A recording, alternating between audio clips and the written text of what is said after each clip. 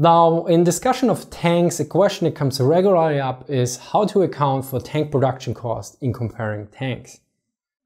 And I made the error myself. In my very first video, I included tank production cost. And now I'm a bit smarter and I looked at all the data and various other aspects, and I realized it's actually a very bad indicator for anything, because it's an extremely complicated and very dynamic factor, and also there's a lot of lack of information. So first off, there are very few values out there. Usually you hear about the Tiger, usually you hear one or two different values. The same for all the other Panzers usually. There are just one or two values. And for the Soviet Union, there's more data out there, especially in Zaloga. He notes for different factories, for different times, different production costs and different production times. Now, the problem is that often these numbers are completely taken out of context. For instance, for the Tiger and the Panzers, you usually don't have any indication for when it was taken. And the other aspect is, if you make international comparisons, it's extremely off for many different reasons. For instance, there are counting differences. Then there are different exchange rates, and basically the Reichsmark and the ruble were funny money. They were not really bound to other requirements for other currencies. And then also Zaloga notes the issue with Albert Speer, for instance, that he cooked the books sometimes to increase the amount of efficiency, at least on paper.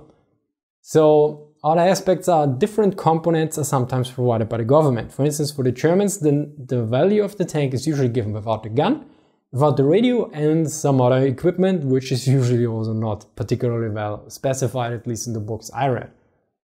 So, and in other countries, some of these aspects are provided as well from the government. So it doesn't directly influence the price. So for instance, the Americans usually have a different price for the Sherman and the Sherman for Lend-Lease. Or the Germans, I think, gave a number for the Tiger, yet they sold one to Japan and it has double the price.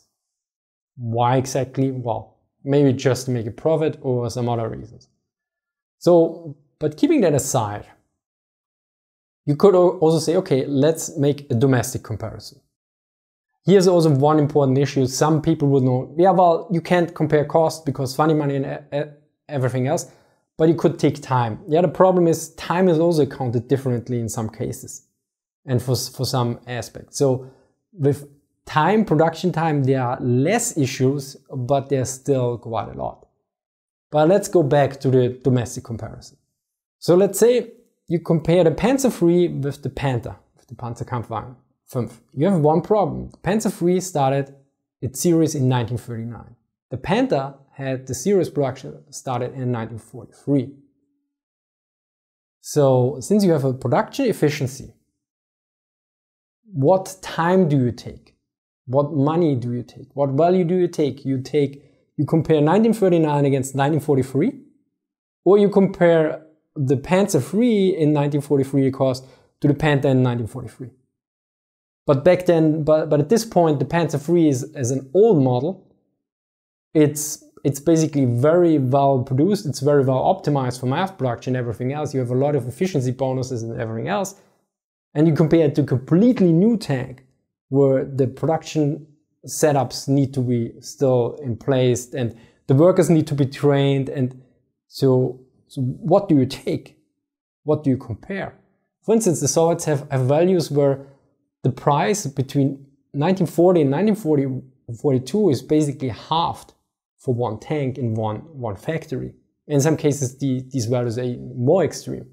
So what do you compare based on what values? Now, of course, then you look at production time. But you can use more meshing tools to reduce the production time, which means your infrastructure costs go up. But do you count them in the cost and the production time or not? Also, the infrastructure setup usually takes time.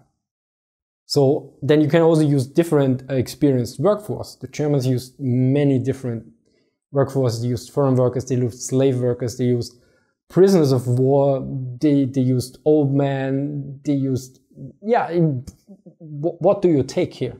what value do you account for? What do you take the average? Do you have all the data?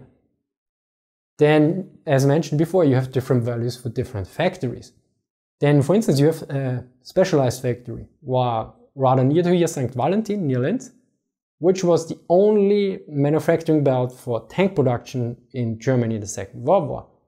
The problem is it was mainly end production. So if something didn't arrive, nothing was gonna happen. So do you account this time that nothing happens for the production time or not? So as you can see, it's quite complicated. Do you account transportation cost or not? So another aspect is the restructuring of the Panzer industry in 1943. This took quite some time to happen and likely cost something. But then the price for the individual tanks or the production time went down. Do you account this reorganization cost and time into the newly produced tanks and their production time or not? To summarize, the main issue is we have very few values. Maybe there are more than archives or something, but so far I have seen very little. The most I've seen was so far in Zaloga's Armored Champion on the data on Soviet tank production. But for the Germans, it's basically very little. And I looked at the Knittle's book on tank production, and I think I never found anything for the production time in there. Maybe I missed it. So basically, you have a lot of quantitative and qualitative factors which you need to account for, and many of them are unknown. And even if you account for all these quantitative and qualitative factors, you still need to know how to put them in context, because just having the data doesn't mean you can put them in a meaningful way and adjust all the other values. Then you could start, but you don't even have this data now. So you're basically dealing with a lot of unknowns and more unknowns, and then you would need an unknown framework to make sense of the whole issue. So international comparison is almost impossible because you have different exchange rates, different accountings, funny money and components provided by the government. And then you have all the issues you have on a domestic comparison. So on a domestic comparison, how you compare tanks from different production series that is years from each other, and the one was basically pre-war and the other one was late to mid-war. Then the allocation of the workforce, the data for different factories. What is if you don't have data for one factory? Do you average all the factories or not? What you would need is data for production batches, data on workforces, on machine tools, on infrastructure cost, on reorganization cost and everything else. So in my opinion, tank production cost as a factor is basically on the current foundation of data we have completely nonsensical. Maybe I missed something important here why one could compare this also, and the same goes for the production time, because there's also an enormous lack of information there.